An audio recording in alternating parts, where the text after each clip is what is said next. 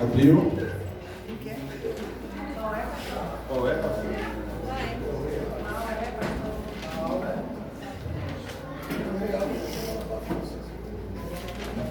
Segunda Samuel, capítulo 12. Essa é uma passagem que é conhecida,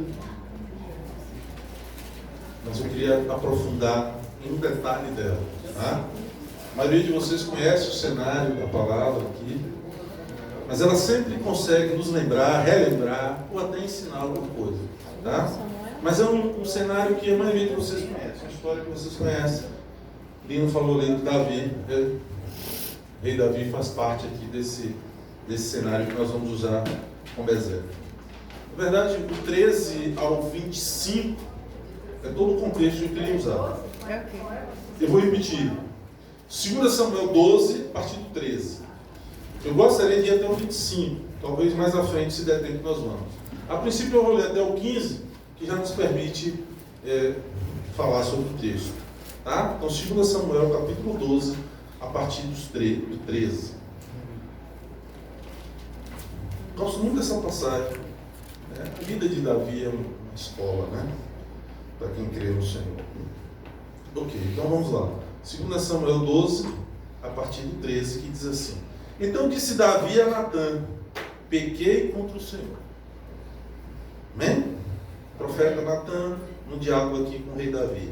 Disse Natã a Davi: Também o Senhor te perdoou o teu pecado, não morrerás.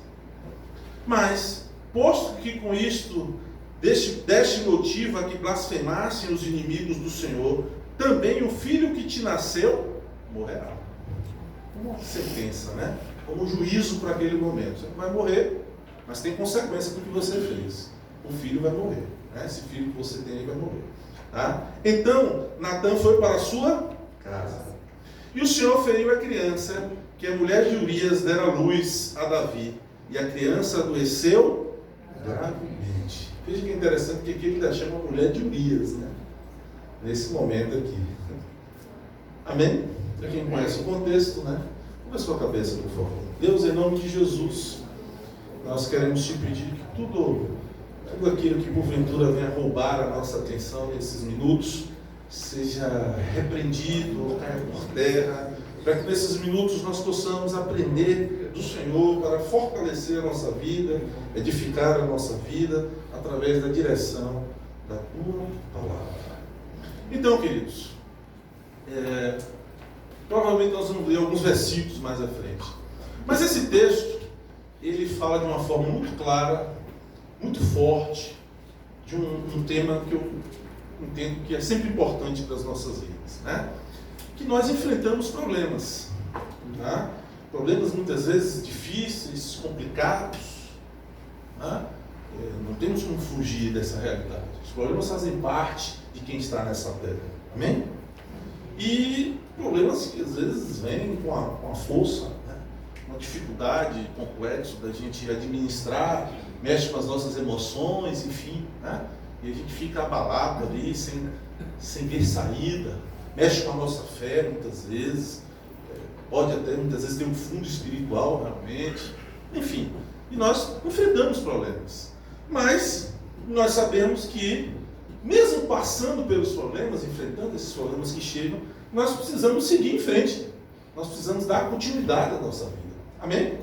E esse é o contexto que vai construir um pouco em cima disso. Mesmo imaginando que vocês, a maioria, conheçam, eu vou contextualizar rapidinho, né? Esse aqui é o momento que Davi é rei, né? E ele comete um adultério. Em seguida ele comete um homicídio. Não é isso? E a coisa é tão desastrosa, né? Tão desgraçada no sentido da exceção da graça, né? Da falta da graça de Deus nesse cenário, né? Que a mulher que ele comete adultério é esposa de uma pessoa próxima a ele, é um oficial de confiança dele, chamado Urias. Não é isso, irmãos? Estão lembrados? Então, ele comete esse adultério e ainda cria uma circunstância muito clara para que Urias morra, né? Estão em batalha, Davi não foi, e Joabe é o comandante, não é isso? Joabe é o comandante. E ele manda um mensageiro para o Joabe, que é o comandante. Diz: olha, Joabe, bota Urias na frente de guerra. Ou seja, o recado estava dado. Eu quero que Urias morra. Que situação, né? Você receber, Pedro, um recado que um parceiro seu, você vai praticamente jogar ele para os leões. Você está numa guerra, Gustavo. Cadê Gustavo? Gustavo estava aí. Arrebatado não foi, não é possível. Não tanta gente aqui. Aí a coisa fica difícil para ele. Mas estava aqui, não estava? Ah, foi beber água? Bom. Sim, a gente se preocupa, né? Eu olhei se tinha mais gente aqui, né? Felipe está ali, né? Que é novinho. Fiquei mais tranquilo, né? Tem que ver as crianças. E a pessoa, Pedro, você recebe um recado, eu sou o rei, né? E o rei tinha e ele já era um rei forte, né? Então você recebe um recado de um rei para dizer: pega seu amigo Gustavo e bota na frente de guerra. Situação para Joabe, né? Então ele obedece, mas eu acho que ali para ele é uma situação que... Tem uma situação até mais na frente, né? Que eu acho que ele vai descontar aquilo ali com o filho de Davi. Mas não vou entrar em cenário, senão a gente fica desviando, eu vou focar aqui. Então ele dá essa ordem, Joabe cumpre e Urias morre. Passa-se o tempo, para Davi está tudo ok, tem um ditado que quem bate esquece, não é isso? Não tem um ditado popular? Que apanha fica lembrando. Então, passado um tempo, o profeta Natan chama Davi para uma conversa. Ele até faz um conto, né? Davi levanta, todo soberbo: morre, esse rapaz tem que morrer, né? E Natan disse: esse rapaz é o senhor. Na verdade, o que Natan vai fazer é dizer a ele que Deus revelou uma situação, né, ao profeta Natan. E não só revelou essa situação, ele disse que ele teve a revelação de Deus e teve a revelação do juízo de Deus sobre o rei Davi. Entende, irmãos? Entendem isso, a diferença? Ele não só fala que Deus revelou a ele o fato, como diz: eu tenho a revelação do fato e da sentença. Amém? Amém, irmãos? Amém. É perfeito isso aqui, né? Davi fica sem saída nessa conversa aqui, tá? E pense num homem habilidoso, era o rei Davi, né? Acostumado a muitas situações, era desembaraçado ele. E a primeira coisa que eu vejo importante aqui nesse texto vai até nesse sentido. Porque quando Natan pergunta a ele, está na Bíblia aí, quando Natan diz assim, ó, apresenta a ele o pecado e a consequência, aí, Gustavo não foi arrebatado. Isso alivia o nosso coração. A gente fez aqui uma parábola com Pedro e você, e não era muito bom, porque você morria na parábola. Então, quando ele vira para Davi e fala o fato, a primeira coisa que eu vejo, Pedrão, interessante aqui, é a resposta de Davi. Porque ele diz assim, ó: pequei contra o Senhor e encerrou. Amém, irmãos? Presta atenção nisso. Ele fala assim: pequei contra o Senhor. E está aí uma coisa que nós costumamos fazer: é chamar, Johanna, culpados para o nosso problema. É isso, para o nosso erro. Nós erramos, mas nós estamos em uma sociedade nesse momento, né? A pessoa começa a dizer: não, mas eu errei por causa de Chico, de Francisco, de José, de Helena, de fulano, de ciclano. Então, tem pessoas que elas são tão tranquilas nesse assunto, e quando você começa a conversar com elas, se você não tiver cuidado, ela passa de culpado para vítima. E você, né, sai com pena dela, mas ele errou. Mas tem gente que é assim, né? Ela culpa todos e tudo. Então, um fato aqui, a ideia que eu acho interessante, ele é claro. Por isso é um homem chamado segundo o coração de Deus. A gente não entende. Porque alguns dizem assim: poxa, o cara foi homicida, foi adulto, aprontou tanto, e Deus chama o homem segundo o seu coração. Está aí que ele começa a apresentar quem ele é. Quando ele viu a situação clara de Deus para a vida dele, ele foi logo dizendo: pequei contra o Senhor. Não tem conversa. Amém, irmãos? Aí o profeta traz juízo para aquele momento, Jaqueline. É para aquele momento o juízo. Ele diz assim: ó, Davi, presta atenção. Deus te perdoou. E aí já era um motivo de extrema alegria, né? Ah, pastor, perdoa porque... Aí a gente entra num cenário, quando vocês chegarem na glória, quem vai diz amém? Amém. Amém. Aí você ficou esperto, né, mano? Não é meio tranquilo, agora vai para a glória, amém, rapidinho. Então vocês perguntam a Deus por que ele perdoou e tal, porque eu realmente não sei. Esse critério não nos cabe julgar. Natan então diz a ele: Rei Davi, presta atenção, o senhor foi perdoado. Não vai perder o seu reino, que ele também poderia ter essa consequência. Aí, não queria entrar muito por isso, mas há um sentido porque Deus não lhe pesa muito a mão. Porque Deus tinha um propósito com Davi no reino. Entende, irmãos? Muitas vezes, não queria entrar aqui, mas rapidinho. Muitas vezes nós não entendemos porque Deus perdoa uma pessoa e mantém ela naquilo ali. E a gente acha que é uma distinção de Deus naquilo, mas não é. É porque ele tem um propósito com aquela pessoa que abrange muitas outras. Por isso ele mantém. Só que isso não quer dizer que aquele assunto está aberto, ou aquele assunto está fechado. Entende, irmãos? E muitos se enganam assim. A Deus passou a mão pela cabeça de Kiko naquela situação? Não. Deus tem um propósito com Kiko, que entra a família dele, que entra as empresas dele. Amém, irmãos? Amém. Mas não ache que o Senhor, faz com um e não faz com o outro. Esse é o perigo de muito crente, que acha que eu estou fazendo as coisas, mas as coisas estão dando bem para mim. Acredito que Deus tem um cuidadozinho comigo. Vai nessa. Você pode tomar um grande choque mais à frente. Tá? Então cuidado com essa história. Enfim, Natan diz a ele: você foi perdoado. Não vai morrer, não vai perder o reino, mas tem uma sentença para você, tem uma consequência dos seus erros. A criança vai morrer. A criança é fruto do pecado. A criança vai morrer. Então, uma coisa para a gente aplicar no nosso coração, porque é importante, eu queria a atenção de vocês. Tá? Quando tivermos um problema, reconheça que esse problema existe. Amém? Reconheça que esse problema existe. Não é à toa que esses textos estão aqui. Porque tem pessoas, Marcos, que querem fazer de conta que não existe nada acontecendo. Não existe problema nenhum. Sendo que ela é o centro do problema. Todo mundo já percebeu, todo mundo fala com ela, mas ela está zen. Cadê Sérgio? Cadê o grilo? Não tem amém, não tem nada, irmãos. Me preocupa isso. Mas tem pessoas que são assim, tocam a sua vida assim. Existe o problema, ela é o centro do problema, mas ela faz de conta que não existe nada. Amém, irmãos? Amém. Não tem nada acontecendo. A pessoa não reconhece que há um problema. Isso é muito triste. Isso acontece com crentes, e não param para colocar as coisas em ordem. Ou seja, não param para resolver, para encarar aquele problema. E por que isso é muito ruim? Porque na maioria das vezes, Marcelo, não atinge só a pessoa, atinge pessoas que convivem com ela. Amém? Por exemplo, eu tinha alguns aqui, mas eu já me dei mal com alguns exemplos, eu vou dar comigo mesmo. O cara está aí não, né? Está na sala. Eu convivo com casos, somos casados, irmã Lete. Se nós temos um problema conjugal e não resolvemos, por certo os nossos filhos vão ser atingidos. Amém, irmãos? Vou dar um bem simples para vocês entenderem.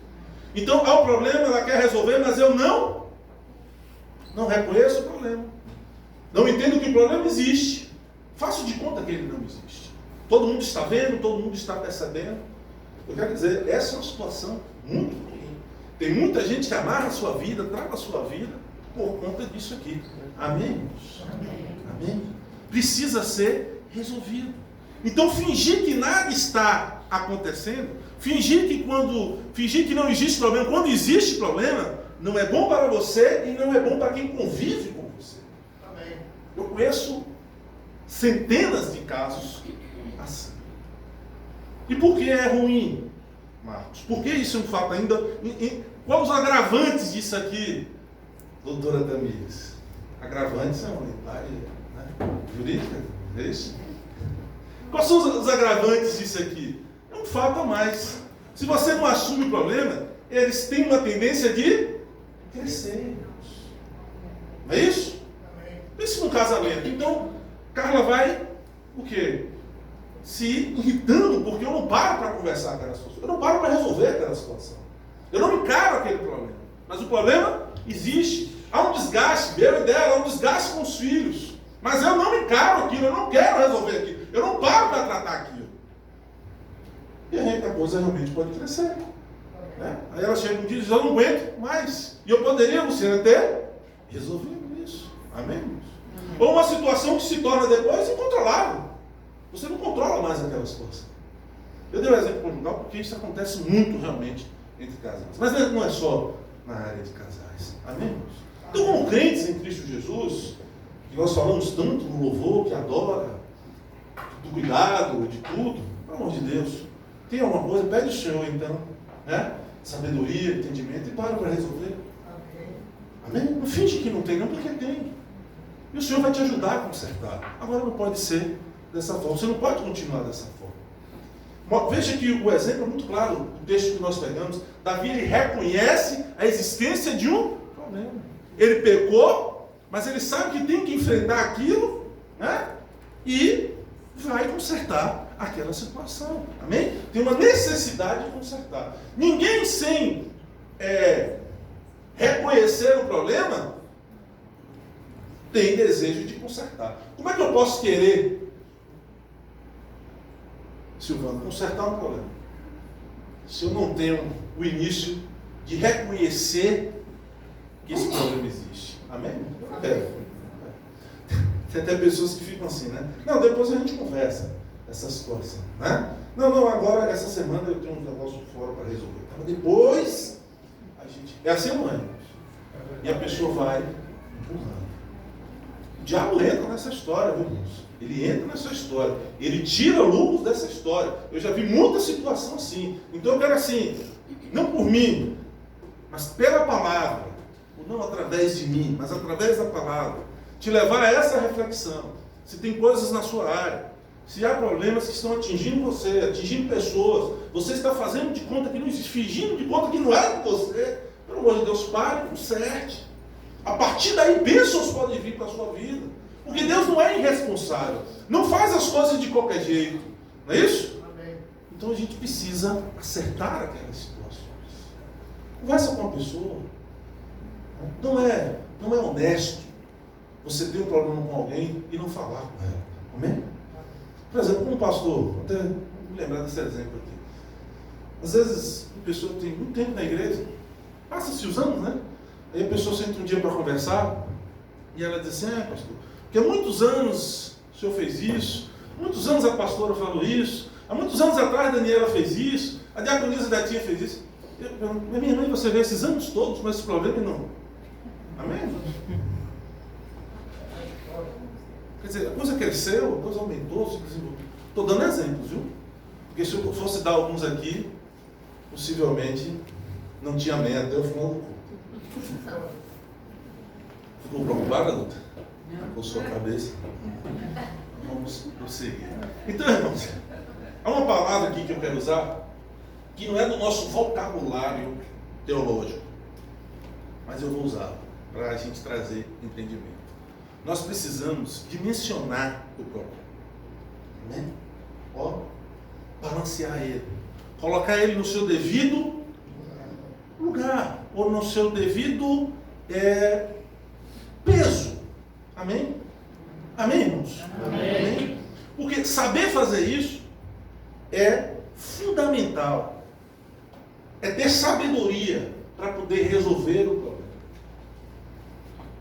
Concordam? Amém. Concordo? Pode dizer. Amém. Mas nós precisamos fazer isso. Nós precisamos fazer porque essa é a forma de agir com sabedoria para a gente poder resolver. Por quê? Exemplo que vocês sabem, isso aqui é bem prático, o que eu estou falando, não é desconhecido para vocês. Porque, por outro lado, tem pessoas que têm um costume, um hábito, de tudo fazer uma... Ele cresce demais. Tem um ditado que diz, né? Uma tempestade em copo d'água, não é assim o ditado? A pessoa tem o hábito de fazer uma tempestade em copo d'água. Não é assim, irmãos? Não tem? Aí são pessoas que gastam foco e energia desnecessariamente. Eu acho que quem sofre muito é quem gerencia pessoas. Né? Tem o Everaldo, Mara, enfim, tem alguns aqui, né? Gerenciam grupos. Karine, vou dar exemplo aqui, viu? Mas vocês, Daniel, que trabalham com pessoas, Ritinha e Daniela, esses talvez vivam isso na pele. Porque convive com pessoas que, né, fazem de conta que não está existindo nada, quando você precisa que ela reconheça para começar a consertar, como convive com pessoas que tudo faz um grão. Né? Caiu um pedaço de gesso, a pessoa liga, a loja está desabando, vai morrer todo mundo, o senhor vai ser preso. Né? Então, os dois lados da coisa, precisa dimensionar. Não é isso? Amém? Eu acho que a melhor forma de você partir para resolver. Porque Deus, para agir nas nossas vidas, é preciso, irmãos, que as emoções estejam no lugar. Né? Nós estamos falando isso na terça-feira. O Espírito agir, ele precisa dominar a alma, dominar as emoções. Se a pessoa é só guiada por sentimento, por emoções, ela dificulta as coisas. Amém, queridos? Ela dificulta. Então Deus quer assumir o controle através do seu Espírito, no nosso Espírito, dominando os nossos sentimentos. Mas tem pessoas que até tem muitas dom e talento. Tem pessoas que têm muitos talentos, mas não conseguem colocar em prática. Por isso que tem aquela parábola, né, de enterrar o talento. Sabe por que isso, Lúcia? Porque as suas emoções, né, matam você. Deus tem, né, poderia te usar muito mais, fazer muito mais através das suas, mas as suas emoções não deixam. Você dramatiza a coisa, né?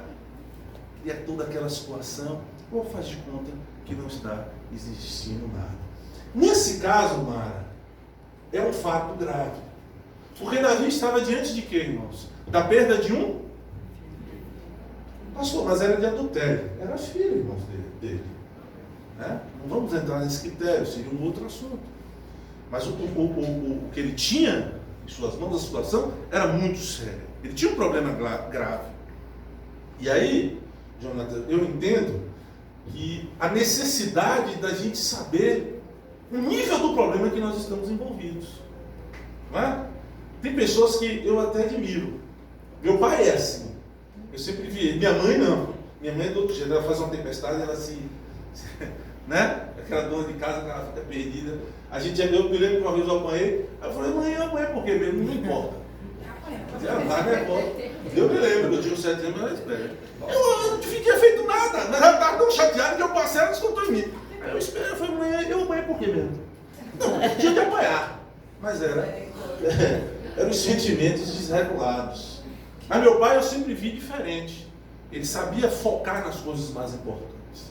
Ele fazia isso. Ele sentava no almoço e dizia, pai, esse aqui, ele, depois. Agora é isso. Não, hoje eu tenho uma cirurgia, eu não discuto sobre isso, nada. Eu tenho, né, isso aí é cedo. Então, se eu trouxesse um problema de escola, ele, não posso me envolver com isso. É nisso que eu estou falando. Ele sabia fazer, né, equilibrar o nível do problema que ele tinha. E a gente, às vezes, a gente se enrola com tanta coisa. Né? Pessoas que não sabem dizer não, é um perigo.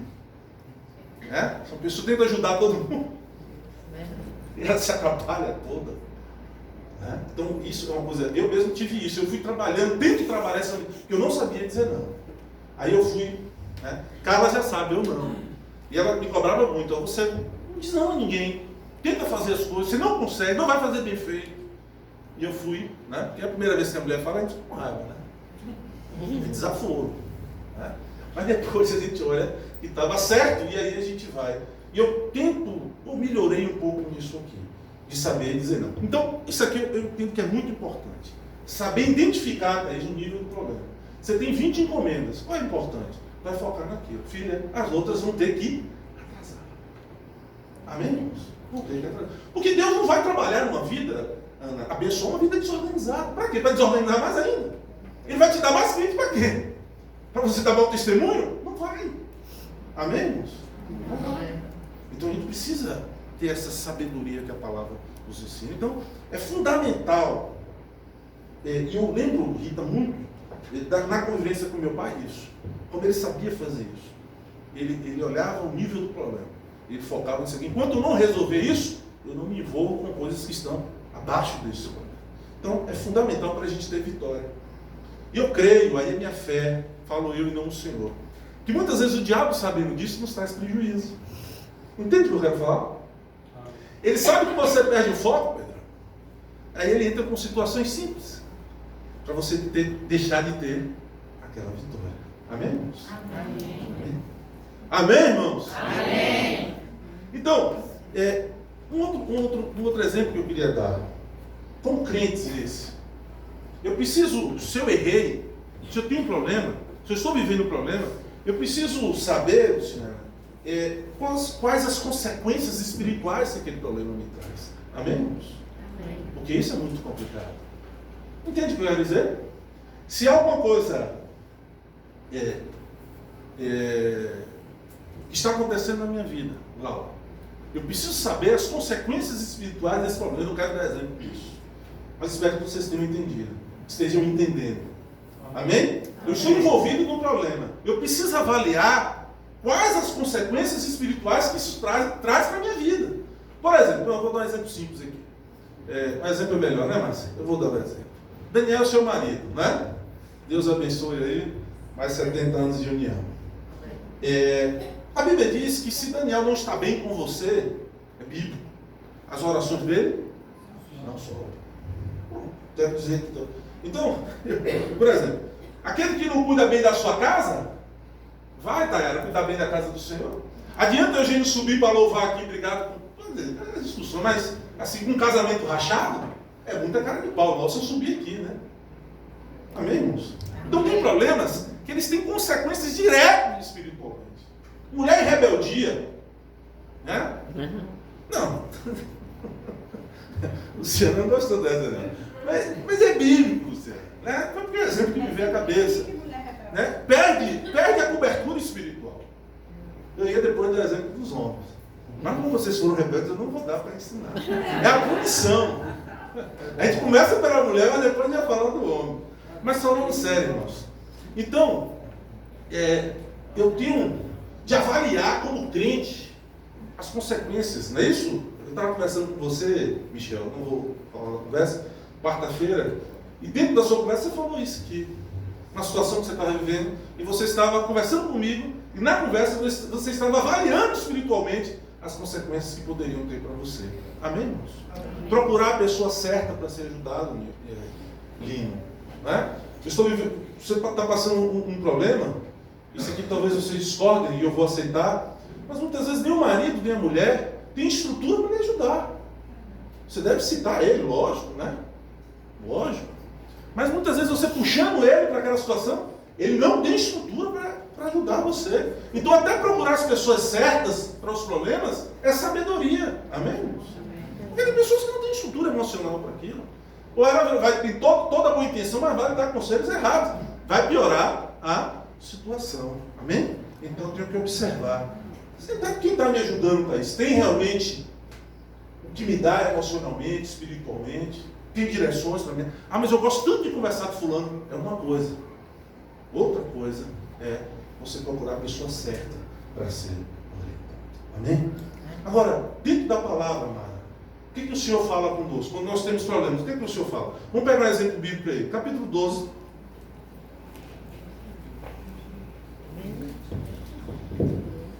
Acharam? Acho que o relógio está atrasado. Acharam? O mesmo capítulo, não é isso? O 12. Vamos pegar o versículo 16. Só o 16 por enquanto. Diz assim: buscou Davi pela criança. Jejuou Davi e, vindo, passou a noite prostrado em... Então, a Bíblia traz um recado, Débora, muito claro. Você tem um problema, ela lhe dá uma orientação, a palavra. Vá buscar o Senhor. Né? A maioria dos crentes sabe fazer isso. Está sumido da igreja, quando aperta ele aparece. Né? É comum no nosso meio isso acontecer. Não é o caso de vocês, né? Vocês não estão sumidos de forma alguma. Né? Mas quando a coisa aperta, ele vai buscar o Senhor. Mas é o que a palavra diz. Nós devemos, quando nós temos um problema, nós devemos, Bianca, buscar o Senhor. E ele diz aqui, com jejum e oração. Viu, Larissa? Está perto do Enem, jejum e oração. Né? Quando nós temos algum problema. Então, esse é o conselho da palavra de Deus. Você deve mencionar. Isso? Amém, irmãos? Amém. E vai orar e jejuar. Que Deus, com certeza, vai trazer direção. Né? Deus não mudou, irmãos. Ele continua sendo Deus de milagres, de prodígios, que responde a orações. Ele não mudou. Eu falo isso por experiência própria, porque tem dias, irmãos, que as coisas travam. Eu já fico imaginando, eu já falei centenas de vezes aqui, o gordinho não gosta de jejuar. Mas quando eu vejo um problema, eu imagino que eu vou ter que abrir um jejum. Irmãos, é um sofrimento. Mas não tem saída. Eu sei que eu vou ter que descer. Eu vou ter que renunciar a algumas coisas. Mas eu sempre tive resposta. Pode ser a que eu não queira, mas eu sempre tive resposta. Então, irmãos, são armas que nós temos: jejum e oração. Você tem uma luta, vá orar e jejuar. Deus vai lhe dar direção. Amém? Dentro do contexto, eu tenho uma parte que eu acho muito interessante, que não é muito desconhecida de vocês, não. Mas que eu queria abordar antes de a gente orar. O profeta Natan, Thaís, já tinha dito a Davi que ele não ia, que ele foi perdoado do pecado. Amém? Ele não iria morrer e não iria perder o reino. Ok? A sentença de Deus, o juízo de Deus para aquele momento já tinha sido dito. E Natan era um profeta, era um homem de Deus. Davi sabia disso. Aí, Leila, o que acontece? O texto diz que mesmo sabendo de tudo isso, Davi vai orar e jejuar pela criança, para que a criança não morra. Entendeu? Daí, irmãos, aqui eu fico admirado com isso, porque eu entendo que é uma coisa, Gustavo, que nunca pode faltar no crente. Nunca pode faltar. É algo que sempre tem que estar impregnado no nosso coração. Nunca pode faltar. A certeza da bondade e da misericórdia do Senhor. Isso nunca pode faltar, irmãos. Em qualquer situação, nós precisamos sempre lembrar disso. Deus, Ele é bom e misericordioso. E é notório isso aqui, foi o que Davi pensou. Eu tenho uma sentença de Deus sobre a minha vida, mas eu sei que meu Deus é bom e misericordioso. Eu vou para o pó para reverter essa situação. Se você for no Salmos aí, o 23,6 diz o quê? Rapidinho, quem abrir pode ler.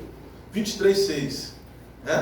Então Davi acreditava muito, irmãos, na bondade e na misericórdia. É algo que não pode faltar nos nossos corações. Nós precisamos sempre crer na bondade e na misericórdia. Salmos 23,6, quem achou pode ler. Bondade e misericórdia certamente me seguirão todos os dias da minha vida, e habitarei na casa do Senhor para todos sempre. Amém? A bondade e a misericórdia, ela nos segue, nos acompanha. Então, queridos, Deus sempre continua sendo poderoso para reverter toda e qualquer situação das nossas vidas. Se eu deixar de acreditar nisso, na bondade e na misericórdia dele. Eu vi no louvor, não conversei nada com a Ana, mas eu vi quando a Ana ministrava o louvor e dizia: nós temos que prosseguir. E é bom quando as coisas testificam, né, Ana? E eu estava ali, é verdade, Deus, nós precisamos prosseguir, porque o Senhor é bom, o Senhor é misericordioso. Então, tem um fato que a gente observa nos crentes, que é, essa palavra é meio complicada de falar, mas é normal que você chore durante um tempo, que você fique triste durante um tempo. Agora, um crente que ele só anda chorando, só anda triste, até não entristece quem anda com ele. Porque tem um tempo que o Senhor nos concede, Thaís, o tempo de dar glória a Deus. Ele nos dá condições, tem tempo que Ele nos dá condições de darmos glória a Deus. Amém? Ou seja, quem anda com o Senhor também tem vitórias. Também tem vitórias. Amém, querido? Faz parte da caminhada com o Senhor. Então, o crente que só anda chorando, me parece que alguma coisa está errada. Mas, finalizando, me parece que tem uma mensagem que é mais específica desse texto. E trabalha a prática das nossas vidas. Não deve ser uma mensagem. Eu creio que isso aqui deve existir no nosso coração. Fica um exemplo bíblico aí, que enquanto, irmão Everaldo, a criança tinha vida, você vê um homem lutando por aquilo. Então, como crentes, irmãos, nós precisamos ter isso. Enquanto há esperança, enquanto há força, nós precisamos sim, Assunção, orar, batalhar sobre aquilo.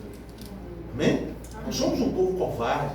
A Bíblia diz que, quanto aos covardes, não entrarão no reino dos céus. Então, se eu tenho força, se há esperança ainda, eu devo orar, eu devo jejuar. Não é isso, irmãos? Porque eu sei que o meu Deus pode reverter aquela situação. Jejum e oração. Se há esperança, nós devemos fazer aquilo. O 17 fala sobre isso. Então os anciãos da sua casa se chegaram a ele, 17, para o levantar da terra, porém ele não quis o quê? E não comeu com eles. Ele estava dizendo o quê? Não, eu permaneço em jejum. Se vocês só conseguiram ir até aqui comigo, eu vou continuar. Né? Tem até um escritor, ele não é brasileiro, teólogo, ele pega esse versículo aqui, eu me lembro que ele fala uma coisa bem interessante, bem rico isso aqui, não são palavras minhas. Ele bota aqui em cima desse texto, porque aqui os colaboradores de Davi estavam em jejum com ele, certo? Chegou a hora que os cabras, porque foram 7 dias de jejum. Então eles quiseram levantar do pó Davi, que estava chorando para a criança não morrer, e dizer: Davi, vamos sentar, meu filho, para comer, né? E essa turma já era meia de idade assim, né? Já estava assim de Kiko para diante, né? Assim, aí Davi diz: não, vocês vão, eu continuo. Aí ele escreve, Davi, uma coisa bem interessante aqui. Ele diz assim: seja sempre grato às pessoas que lhe ajudaram. Porque muitas vezes elas só podem ir até ali com você. Porque assim, ó, eu ajudo, é o tempo, né? Eu não me vejo aí. Ela me ajuda. Ela me ajuda. Mas se não é porque ela não pode mais, seja por que for. E eu deixo, Tamires, de ser grata a Tayara. Mas ela foi até onde ela podia, gente. Nós temos. E crente, nós somos etapas para fazer isso. Mas ela foi até onde ela podia comigo, ela não pode mais. É o que ensina, ele escreve sobre isso, eu achei isso maravilhoso. No tempo que eu li. A pessoa vai até onde pode com você. Depois ela não pode mais. Várias situações que podem existir. Seja grata a ela pelo que ela fez até aquele dia. Amém? Amém? Bem interessante, eu acho, esse texto que fala sobre isso. Mas vejam, queridos. Versículo 18. Esses 5 minutos é porque a gente passou do tempo um pouquinho, eu tenho mais um tempo. Né? Eu vou fechar rapidinho. Mas vamos ao versículo 18. Rápido. Diz assim: ao 7º dia, quer dizer, 7 dias de jejum ele estava, morreu e temia os servos de Davi informar que a criança era morta, porque diziam: eis que estando a criança ainda viva, lhe falávamos, porém não dava ouvidos à nossa voz, como pois diremos que a criança é morta? Eles estavam com medo de dizer a Davi. Só que se a gente ler o versículo 19, Davi percebe. Também não são palavras minhas, está nesse livro que eu li. Ele faz um outro comentário sobre essa parte, que eu acho muito interessante. E isso acontece muito conosco, Rita. Nós focamos em um problema e esquecemos o que está acontecendo ao nosso redor. Amém, irmãos? Davi tinha um problema, mas ele não deixou de observar o que estava acontecendo no reino. Porque vai dizer o texto que eles tinham medo de dizer a Davi o que estava acontecendo. Mas Davi percebeu pelos movimentos que alguma coisa estava errada. Não sei se vocês estão percebendo. Tem muita gente que se estrepa assim, Pedro. Ela tem um problema, então ela foca só nesse. E outras áreas da sua vida que está girando, você começa a ter prejuízo. Quer ver eu lhe provar isso? Quantas pessoas conversam com vocês e dizem: mas eu passei por uma fase, não é isso? Do meu casamento. Aí eu perdi o meu emprego. Eu passei uma dificuldade no meu emprego, aí eu abandonei os meus filhos. Entende isso? E ele escreve sobre isso aqui, eu achei muito rico. Você tem um problema, mas as outras coisas estão acontecendo. Que você não gaste tanta energia, mas que você esteja observando o resto da sua vida. Amém, irmãos? Quantas pessoas que, por exemplo, dentro da igreja, essa muita gente não vai gostar não, mas eu vou falar. Deixa a porta aí, sério. Porque está com um compromisso de trabalho, abandona a obra, irmãos. Parece que perde o amor. Obra é amor, queridos. É vida.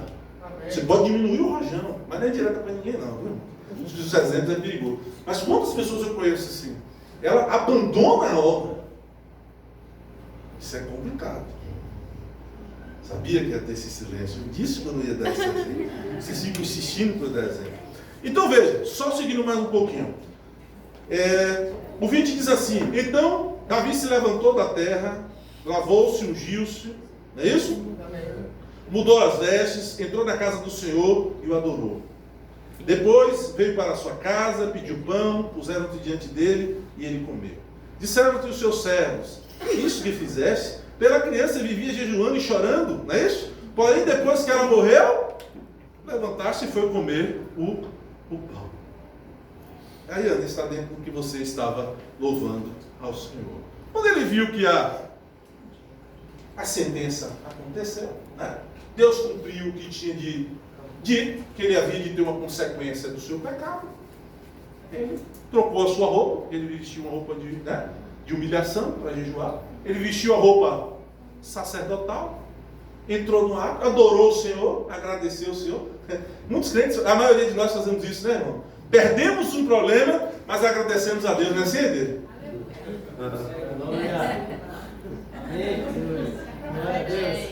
Meus ouvidos aqui sabem. Mas diz o texto que ele adorou o Senhor, Karine, vestiu suas roupas, sentou e mandou servir o jantar. Aí os caras ficaram embaraçados. Que isso? É doido. Ontem ele chorava. Ontem ele ficava nas beiradas da casa aí, sem força, chorando. Agora a criança morre, ele se alegra, ou tem paz, né? Está sereno. Bom, foi o que eu disse aqui então, Ana. Passou o problema? Segue-se a vida. Segue-se a vida. Ou você vai ficar o resto da sua vida chorando, como tem muita gente. Passa os anos e não esquece o problema. Ou então crentes que vivem de cura interior e de libertação. Só vivem culto de cura interior e de libertação a vida toda. Vai para a glória sim. Pelo amor de Deus, tem uma época que tem que amar. Eu conheço pessoas assim. Só quero dar em culto de cura interior e libertação. Falei sobre desses aqui. Sabe o que é isso? Não consegue seguir em frente. Mas na hora de tirar a roupa da humilhação, adorar o Senhor, né? E viver o que Deus tem para a sua vida. O que Deus tem para a sua vida. Amém, queridos? Amém. E o 20 mostra isso então. Passou o tempo do problema, ele continuou. Foi seguir a sua vida. Eu sempre digo isso aqui. Já estou concluindo. Andar com Deus é uma escola prática. Quando Deus trabalha na nossa vida, não é na teoria, não é na escola dominical, que é muito importante, mas não é. Ele trabalha na prática. Aqui nós presenciamos da forma mais difícil, porque ele escolheu isso, essa forma, mas Deus dá um ensino de pós-graduação a ele, de doutorado a ele. Porque a partir dessa escola, Davi sabia que não poderia mais cair nesse erro. Amém, irmãos? De que se queixa o homem mortal dos seus pecados, dos seus próprios pecados. Então ele teve uma oportunidade nesse problema, ele viveu uma escola com Deus. Amém? Amém. Aí o último versículo, é o 24, eu encerro aqui, vamos pular, porque não dá para ler os outros, mas o 24 diz assim: então Davi veio a Betseba, que era a mulher de Urias, né?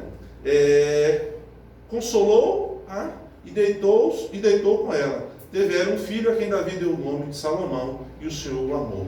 Se você pegar no grego, no hebraico, desculpa, a palavra aqui já é diferente. Diz assim: deitou Davi com sua mulher.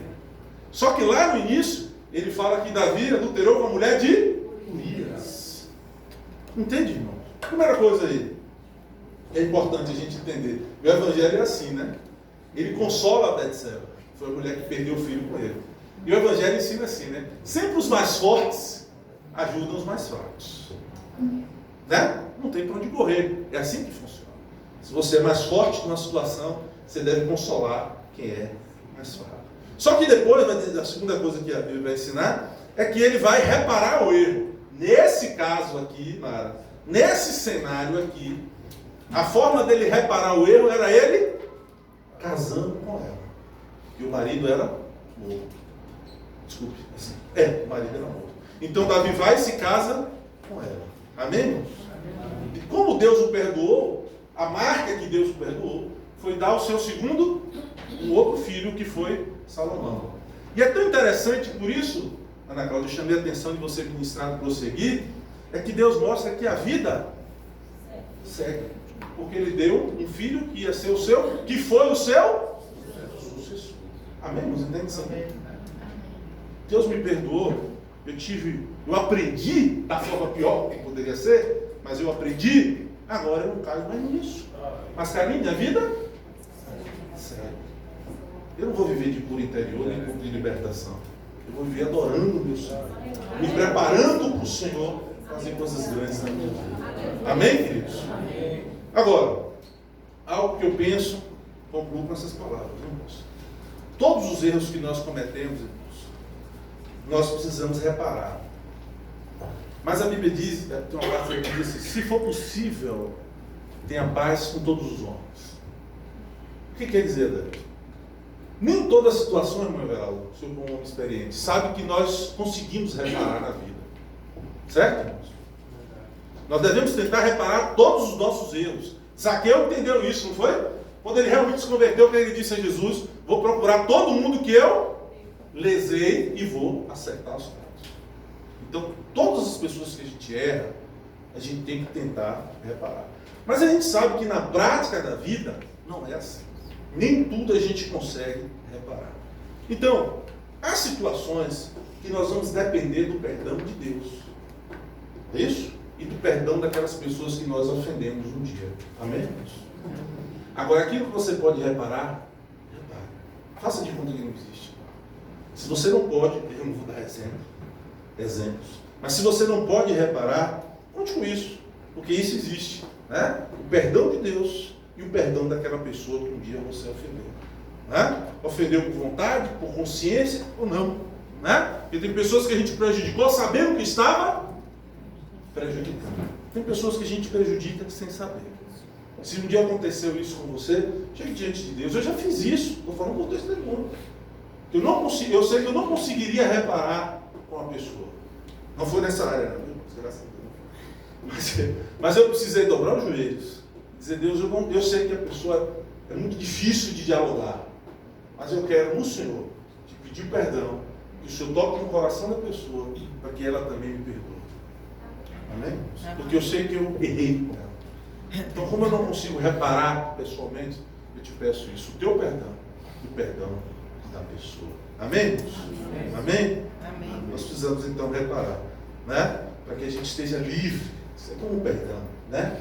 Livre para seguir e para viver os propósitos que o Senhor tem nas nossas vidas. Amém? Vamos colocar de pé, porque avançou hoje.